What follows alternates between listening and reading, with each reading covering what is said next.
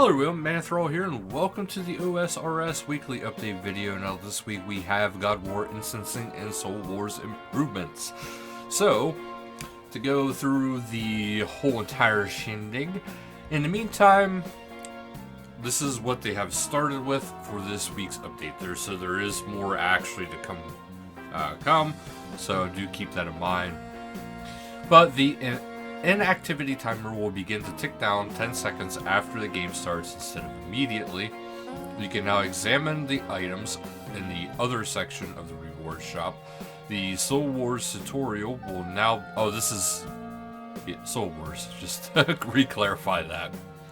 The Soul Wars tutorial will now display bearded characters, chat heads, in all their fuzzy glory. A check option has been added to the Spoils of War in the rewards shop to show how many you've opened so far.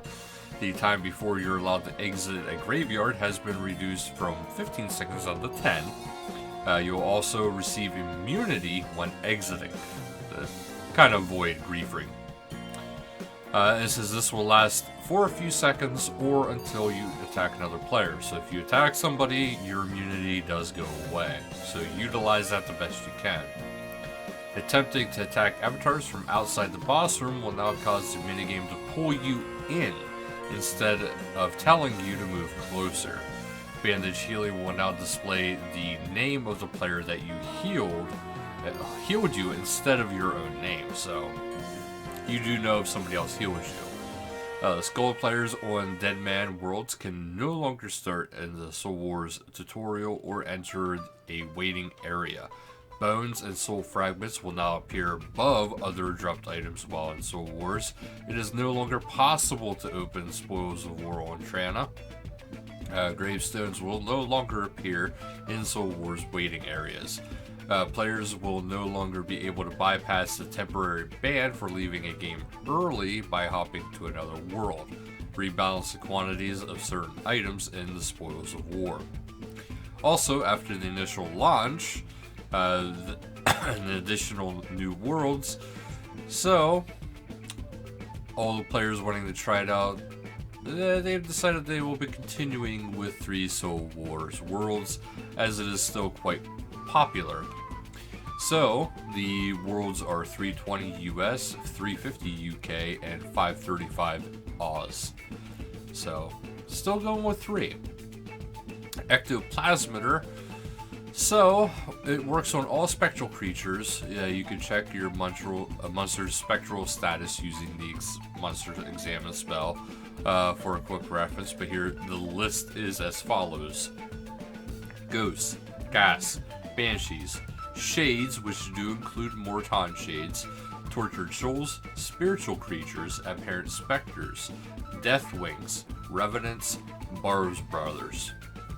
In addition, the following enemies have been marked Spectral, which that'll follow into Anku, Deviant Specters, Twisted Banshees, and Treus Daith.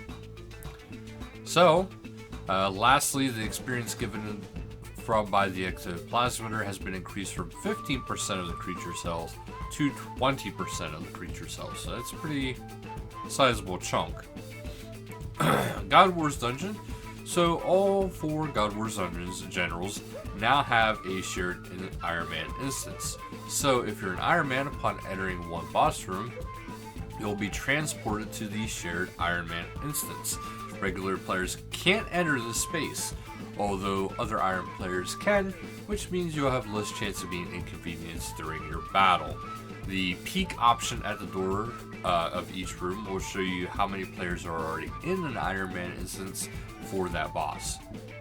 You can also check the braziers outside. If the braziers are lit, that means someone is in there. Regular players won't see these braziers or be able to access the Iron Man instances, so that's actually pretty cool.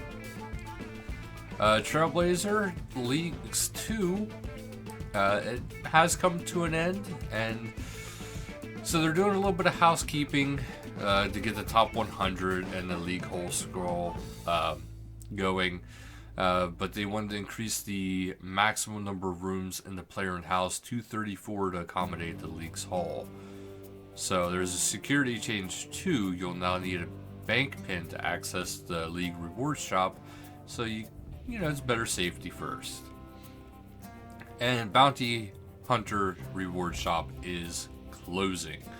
So the shop has now closed and all existing archaic and antique emblems have been removed, although you may still encounter the former on Dead Man Worlds, where you'll still be able to trade them as before.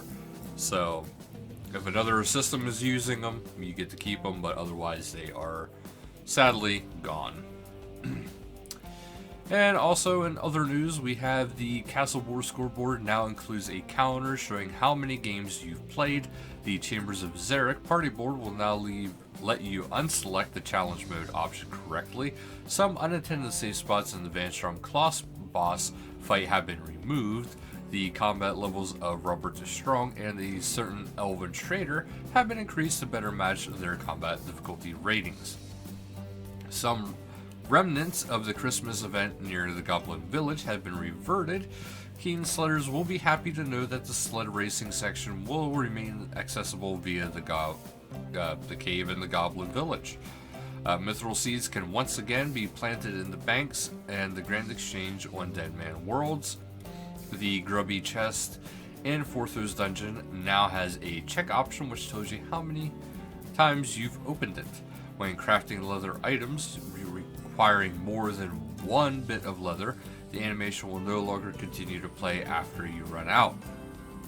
The message which tells you to bring a lockpick or that you failed to pick a lock on various doors around the Ardougne and the Deep Wilderness will no longer be filtered. If you've already had a clue scroll from a monkey in your backpack, you'll be gently reminded of this fact when you try to bribe them with more bananas.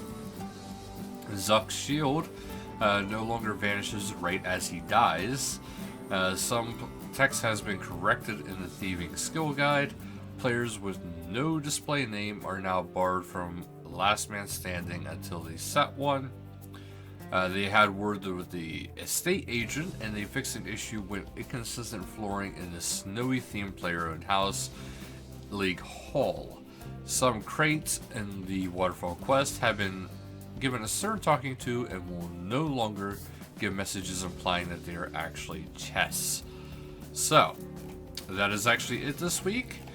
Rather decent updates this week, so thank you guys so much for watching, and until next time, later guys.